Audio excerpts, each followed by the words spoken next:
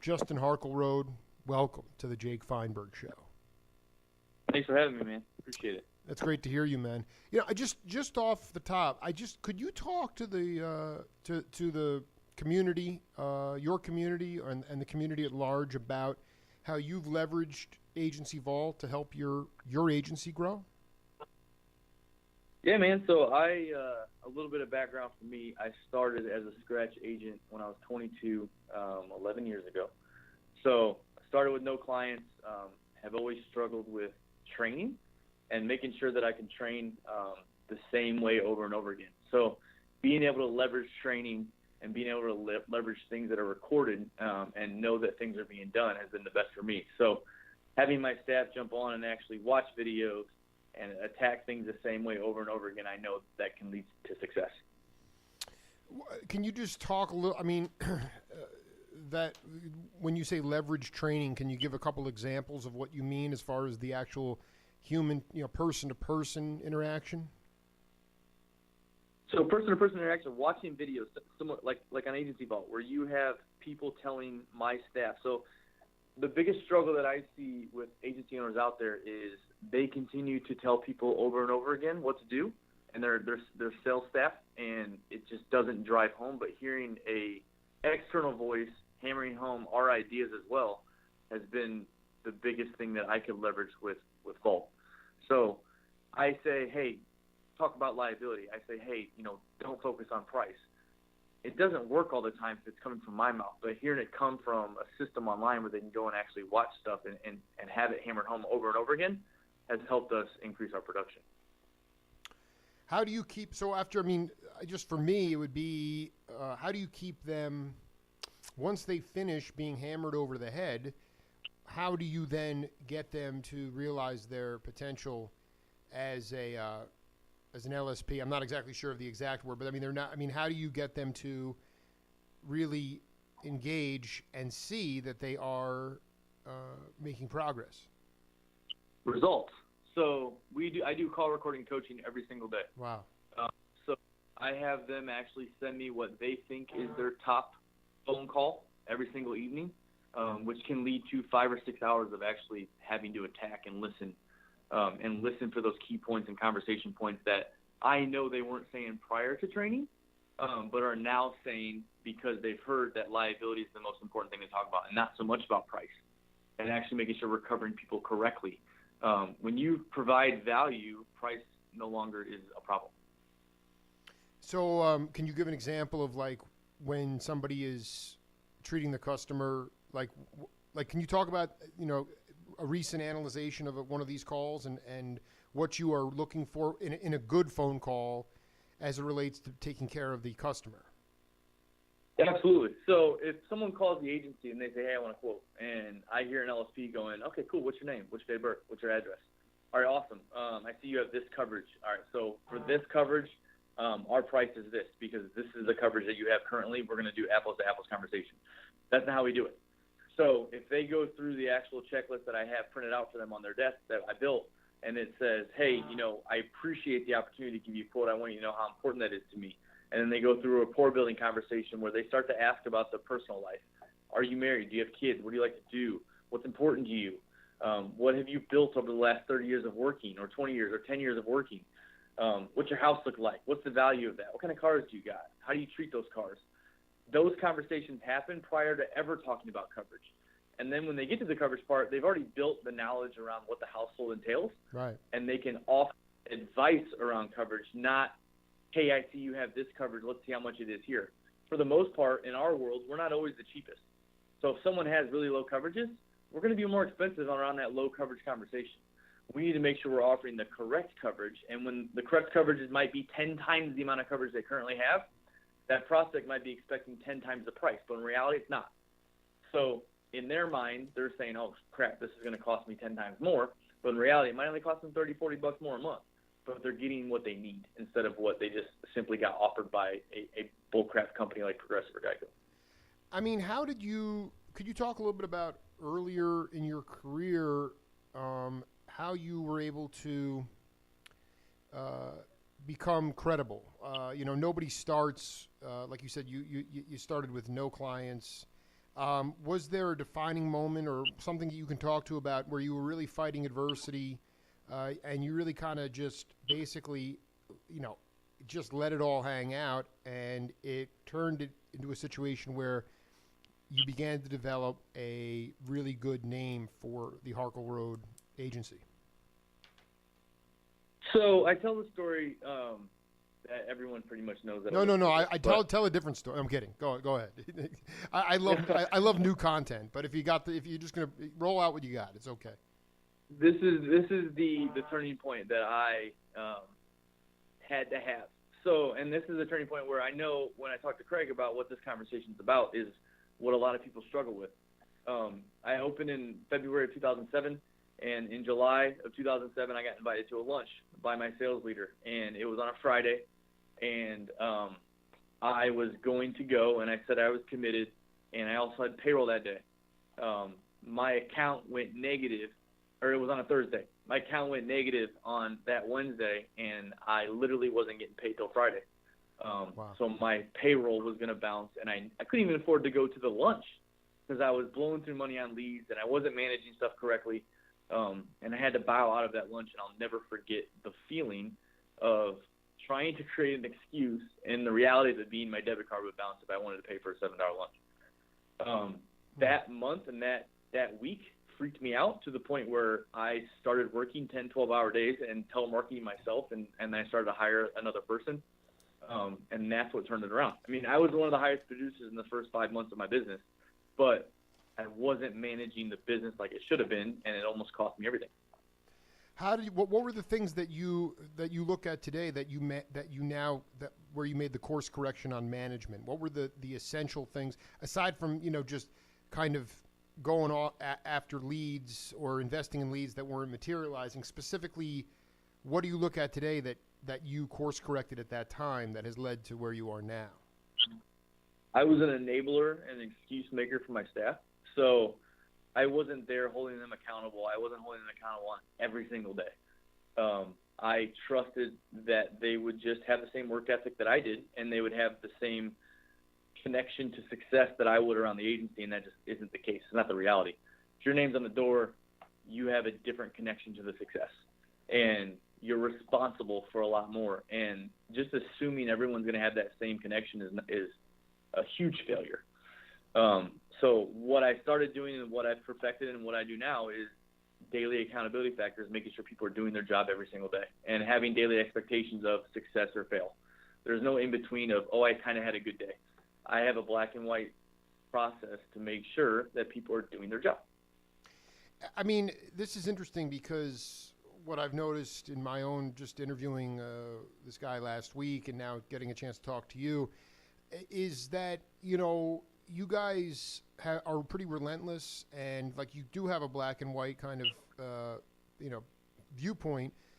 How have you, over time, though? I mean, sometimes cats that are working under you, they don't necessarily want the tough love approach, and as a result, and this goes across the board with all agencies. So, I mean, there's just a lot of turnover. There's almost a revolving door, And so, what have you done?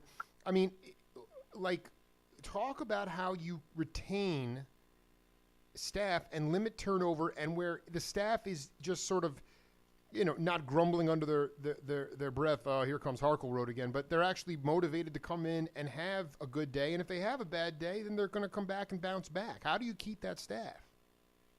It's a clear expectation. So when I sit down and talk to them, there's no BS of, this is what this environment is like. And every single interview I do, I'll interview them, and then my staff will sit in a circle, and the person will sit in the middle and say, this is your opportunity to ask all of these people the questions you want to ask, and they're not going to tell Justin, but you get to ask how big of a a-hole is Justin when he's having a bad day. And I want them to tell them the truth. Yeah. And if they know what to expect, it's fine. And I do have turnover. I mean, I don't have a lot, so I've been blessed. So for the past 2.5 years, I'm up to 11 or 12 staff now, and I haven't lost anybody in a year and a half, which has been great, and I've continued to add people. Wow. But do I realize that burnout will happen? Sure. It's going to happen with everybody. And as I encourage anyone, and I tell my staff every single day, and I have a guy right now that I think is in this world, if you don't enjoy this and you want to go do something else, I will help you find a position in that industry. I want you to do what you want to do. And I don't want you to waste a single second of your day doing something that you don't enjoy just because it's a job.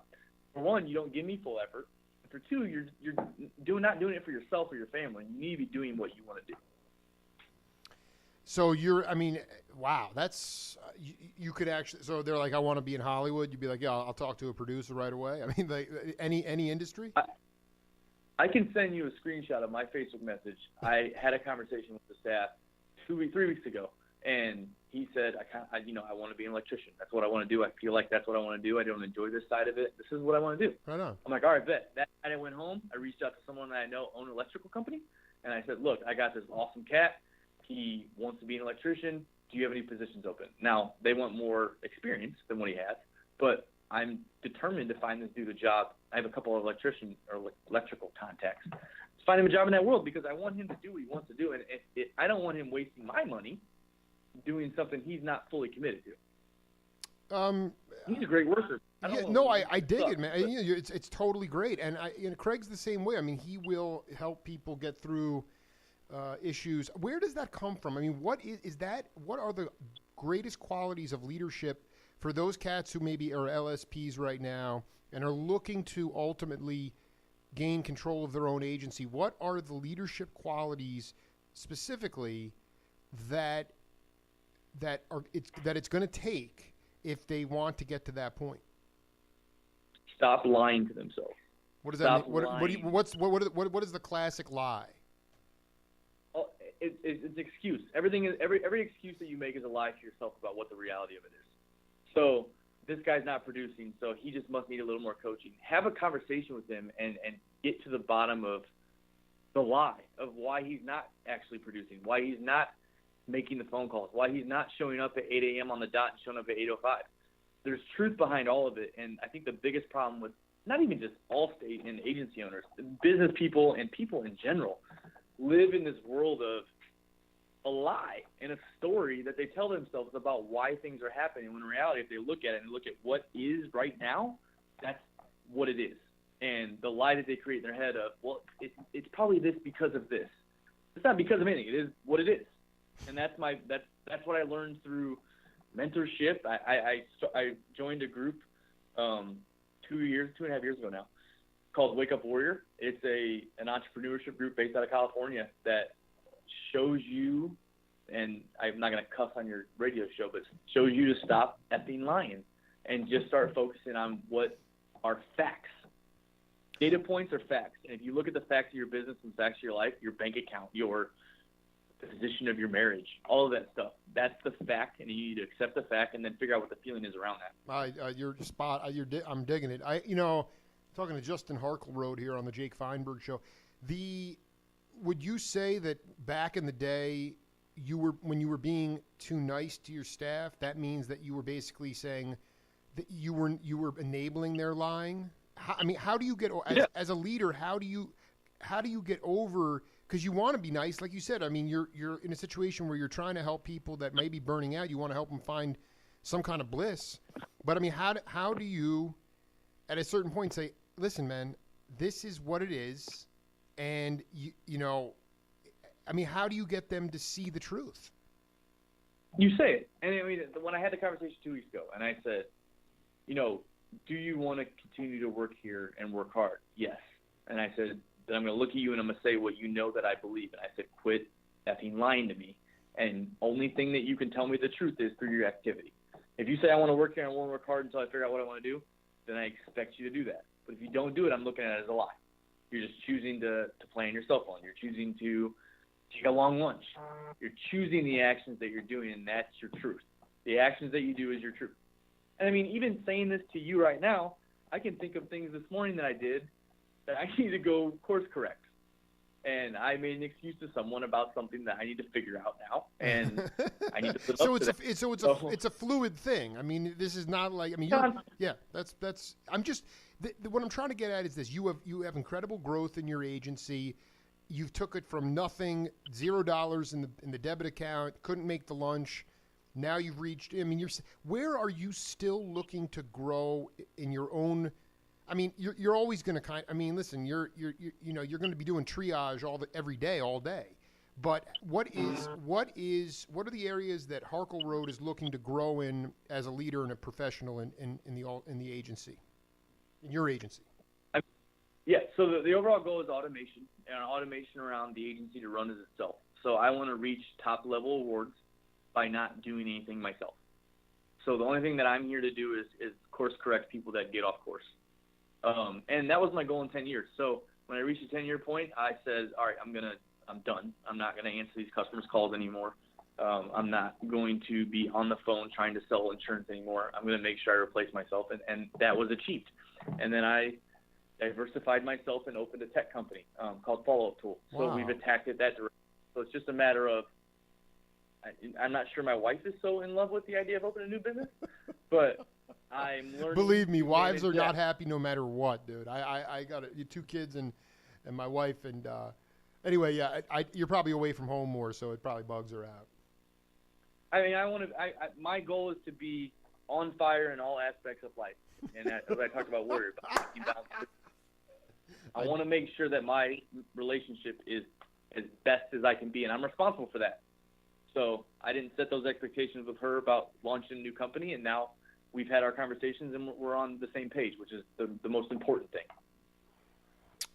Can you talk about the blessings that you've had in your life? The blessings? Yeah. Or just Craig shot me this text. They talk about the blessings. Oh, okay. So he's talking about what we do is from an agency standpoint. So yeah, go ahead. Every quarter we have a goal to go out into the public, and we all go out as an agency and have lunch. We usually call ahead of time, and we'll pick a spot, and we'll call ahead of time and talk to the manager, and we'll say, hey, we're coming on this day. We want someone to take care of us that needs help, whether it be a single mom with 2 kids, whatever. And we give them $1,000 cash at the tip. Wow. So we make it. I want to involve the staff to make sure because you feel good doing it, and I feel blessed that I can just afford it. It's not, I don't get to write it off in taxes. It's just cash. So it's $4,000 a year that I just eat as income and I pay taxes on it, but I give out to someone else. So like for Christmas is really fun because obviously people need presents. So we'll go out and we'll call the manager and say, hey, who can use some money for presents for the kids? And you always get tears and you always get that enjoyment about doing that. And then the staff feel connected to production because they know that as long as we keep producing, we can afford to go do this stuff. Just for the record, could you just talk about, you obviously have a diversified portfolio, but as it relates to Agency Vault, why should everybody, do you believe that people should jump on board? Is this a credible resource for people that are just, they're not owners yet, but they are leading companies? And what would you say to those who are thinking about getting involved with Agency Vault?